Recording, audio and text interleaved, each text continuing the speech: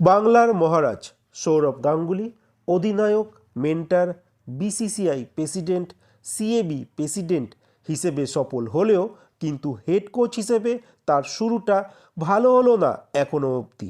আসলে দক্ষিণ আফ্রিকার টি-20 লিগের দল ভিক্টোরিয়া ক্যাপিটালস তার কোচিংয়ে পরপর দুটি ম্যাচ হারল, শনিবার দিন ও সোমবার দিন। শনিবার দিন নিজেদের প্রথম ম্যাচে জোবার্গ সুপার কিংসের কাছে হেরে গিয়েছিল, আর সোমবার দিন সানরাইজার ইস্টার্ন কেপের কাছে হেরে যায়। বর্তমানে এই দলের এক গুরুত্বপূর্ণ খেলোয়াড় আন্দ্রে রাসেল, যিনি বর্তমানে খেলছেন না, কারণ তিনি আপাতত ইন্টারন্যাশনাল টি-20 লিগ খেলছেন। পরবর্তী সময়ে তিনি দলের সঙ্গে যোগ দেবেন, তখন টিমটা আরও শক্তিশালী হবে। কিন্তু পরপর দুটি হার সৌরভ গাঙ্গুলির প্রথম কোচিংটা ভালো শুরু হলো না।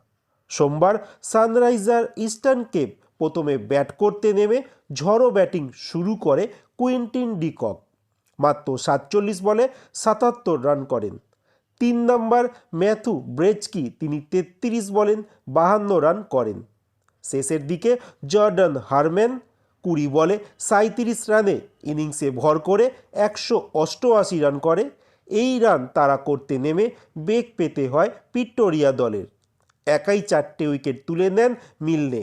শেষ পর্যন্ত 48 রানে হেরে যায় সৌরভ গাঙ্গুলির দল। শেষ বছরেও প্লে অফে খেলতে পারেনি এই ভিক্টোরিয়া দল। এবার দেখা যাক সৌরভের কোচিংয়ে এই দল কেমন ফলাফল করে।